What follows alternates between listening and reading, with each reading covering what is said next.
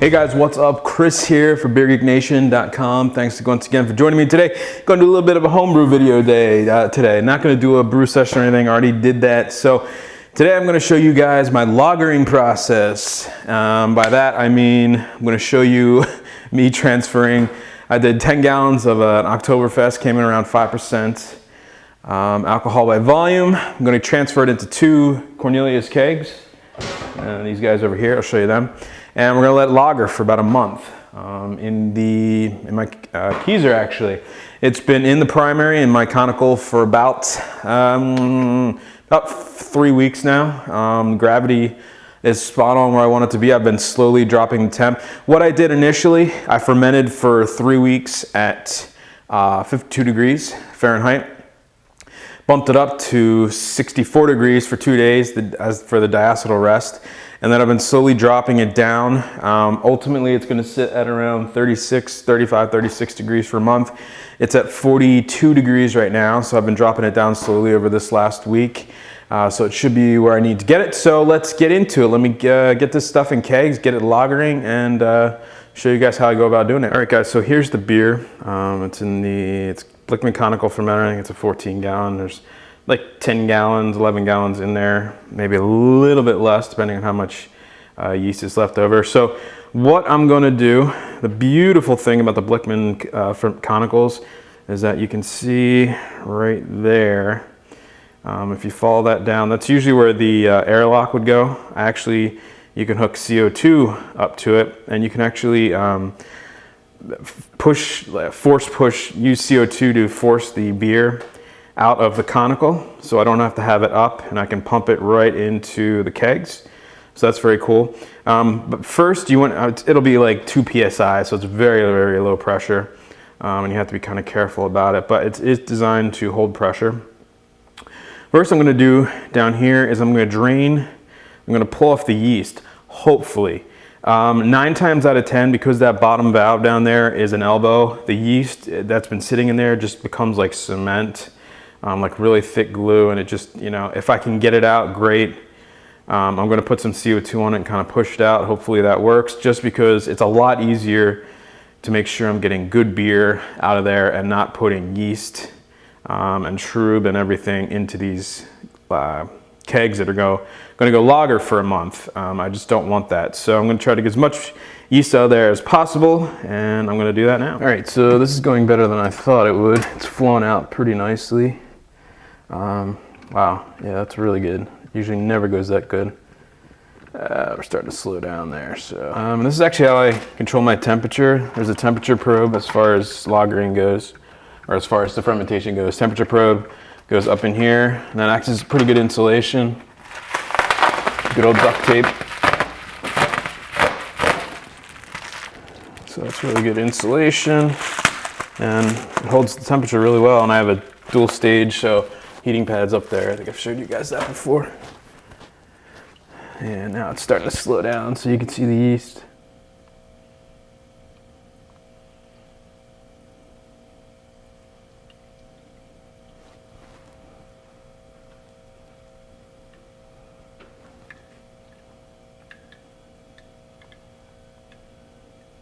So now I might have to apply some good old-fashioned CO2 to it.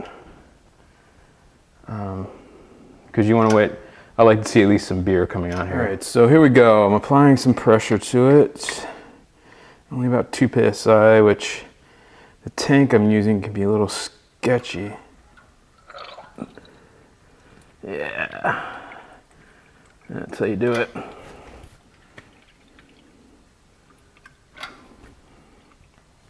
All right, that looks like beer. Perfect.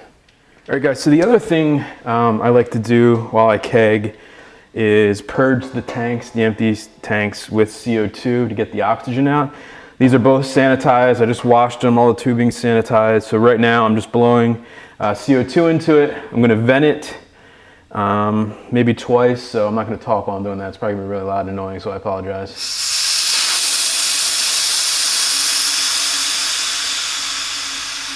All right, that should work perfectly. So turn that off.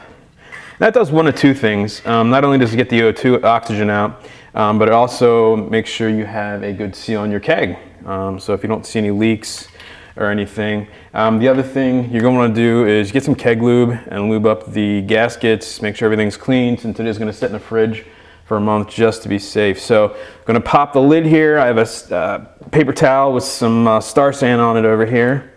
Make sure that's right, or I'm never going to get this lid off. So I'm just going to set the lid there, and I've already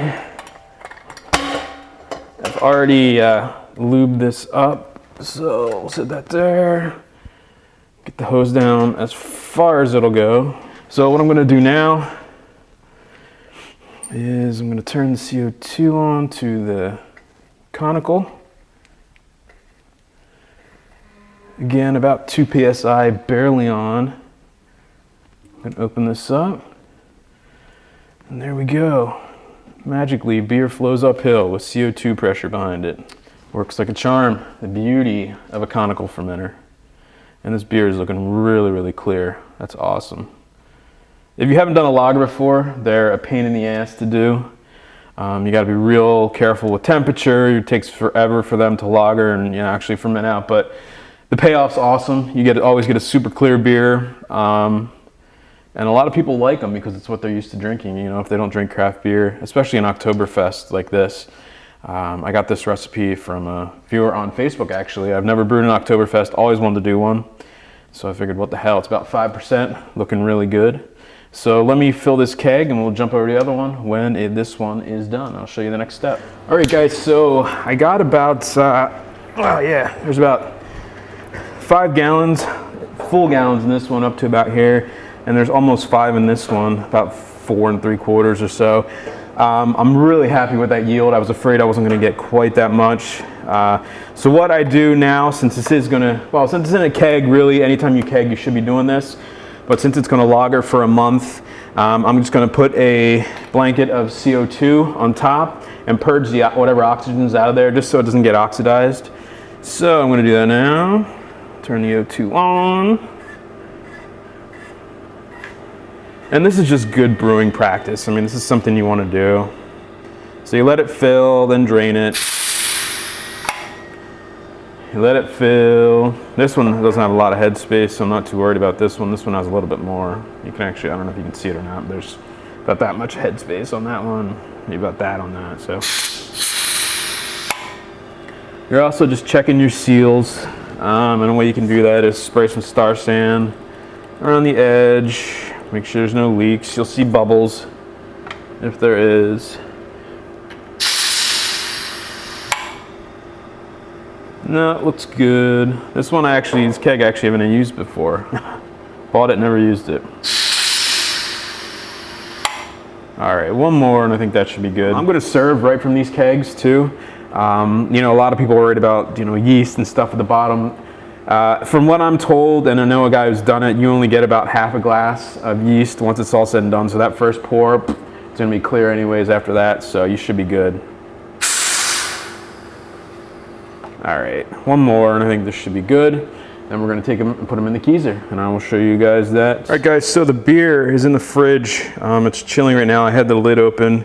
I had to rearrange some beer. It was a travesty. I had to actually take some stuff out of the beer fridge. Oh.